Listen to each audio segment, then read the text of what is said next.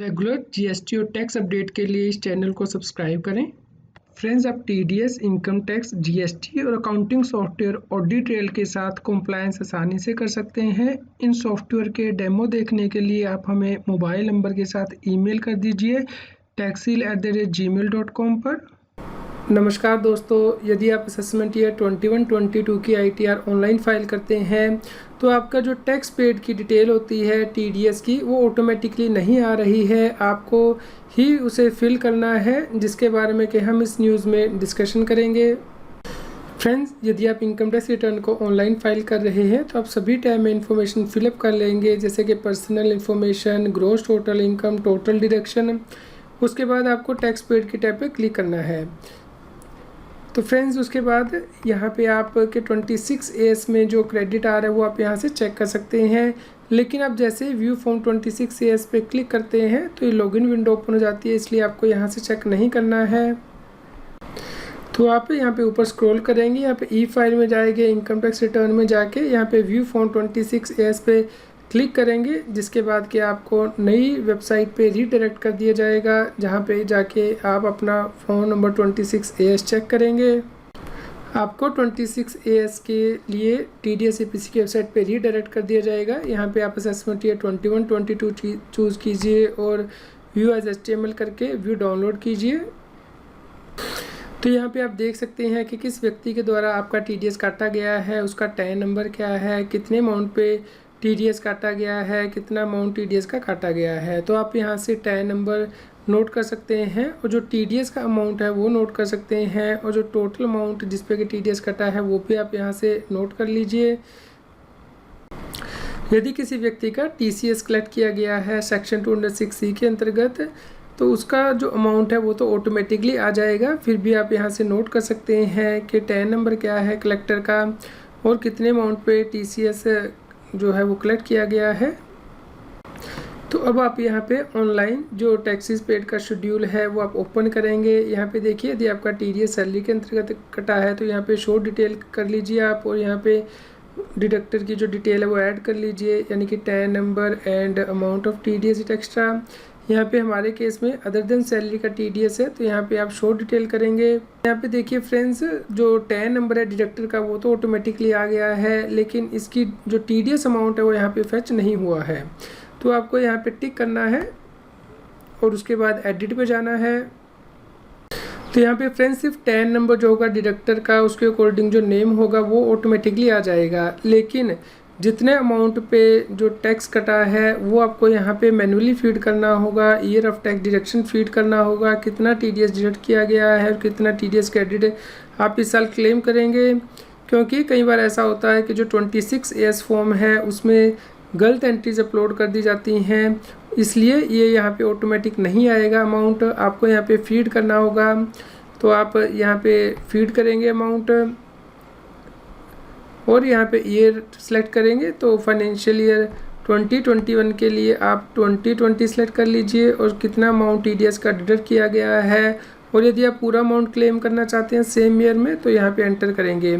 कई बार ऐसा होता है कि आप TDS नेक्स्ट ईयर में ही क्लेम कर सकते हैं, जैसे कि यदि आपने इमूवेबल प्रॉपर्टी सेल की है, पूरी पेमेंट अभी नहीं रिसीव हुई है, आपको पार्ट ऑफ पेमेंट पे ही आपका TDS कटा है, तो आप कैपिटल गेन जो है अगले साल दिखाएंगे तो उसका TDS भी आप अगले साल ही क्लेम कर सकते हैं।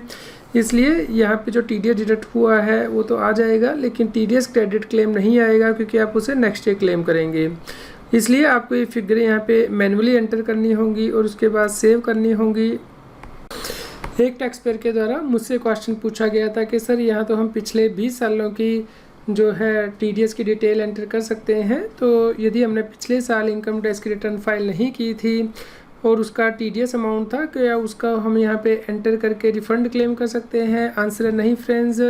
जिस साल से इनकम बिलोंग करती है उसी साल की ITR आपको फाइल करनी है और उस इनकम से रिलेटेड जो TDS आपको उसी साल क्लेम करना है। इस प्रकार आपकी इनकम लास्ट ईयर रिसीव हुई है, एक्रू हुई है, तो आपको लास्ट ईयर की ही ITR फाइल करनी है और उसमें जो TDS का अमाउंट है वो आपको क्लेम करना है।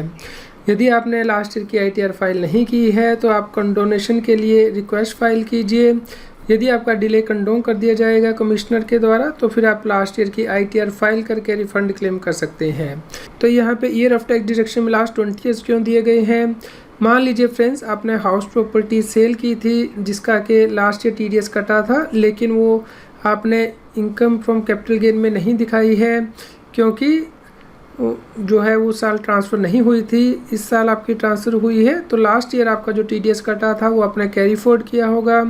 तो इस साल आप उसकी जो TDS क्रेडिट है वो क्लेम कर सकते हैं क्योंकि अब आप उसे इनकम फ्रॉम कैपिटल गेन के अंतर्गत दिखाएंगे और इसलिए उससे रिलेटेड जो TDS है वो आप यहाँ पे क्लेम कर सकते हैं। तो इसलिए जो लास्ट 20 ईयर्स में आपने TDS क्लेम नहीं किए हैं क्योंकि आप इनकम इस साल ऑफ़र करेंगे तो आप उनके जो TDS अमाउंट है वो यहाँ पे क्लेम कर पाएंगे।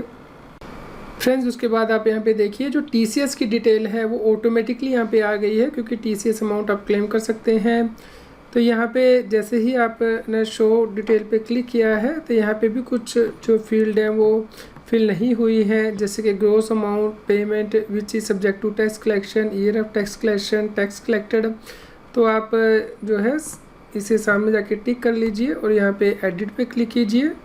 उसके बाद आप यहाँ पे ग्रॉस अमाउंट जिस पे कि TCS कलेक्ट होना था यहाँ पे एंटर कर लीजिए और ईयर सेलेक्ट कर लीजिए। फाइनेंशियल ईयर 2021 के लिए 2020 और कितना जो टैक्स कलेक्ट किया गया है वो आप यहाँ पे एंटर करेंगे और कितना उसमें से आप TCS क्रेडिट क्लेम कर रहे हैं उसके बाद सेव कर लीजिए। इस प्रकार फ्रेंड जैसे ही आप इन टैब्स में डिटेल फिल कर लेंगे तो यहाँ पे कंफर्म्ड का टिक होगा ग्रीन में, तो आप देख सकते हैं डिटेल कंफर्म हो गई है। उसके बाद आपको टोटल टैक्स लायबिलिटी पे क्लिक करना है। तो यहाँ पे आप अपनी जो टैक्स की कंप्यूटेशन है वो देख सकते हैं कि जो टैक्स है वो क्या है। लेकिन फ्रेंड्स यदि आपका रिफ़ंड आ रहा है तो वो यहाँ पे नहीं आ रहा है। देखिए टोटल फीस पेबल आ रही है लेकिन हमारा रिफ़ंड है, तो वो कब आएगा जब आप यहाँ पे कंफर्म कर देंगे डिटेल और उसके बाद जब आप प्रोसीड बटन पे प्रेस करेंगे तब आपको अपना रिफ़ंड दिखाई देगा। तो आप यहाँ पे देख सकते हैं कि जो रिफ़ंड अमाउंट है वो यहाँ पे आ चुका है। आप इसकी डिटेल को जो है वो देख सकते हैं यहाँ पे और उसके बाद आपको रिटर्न को प्रीव्यू करना है।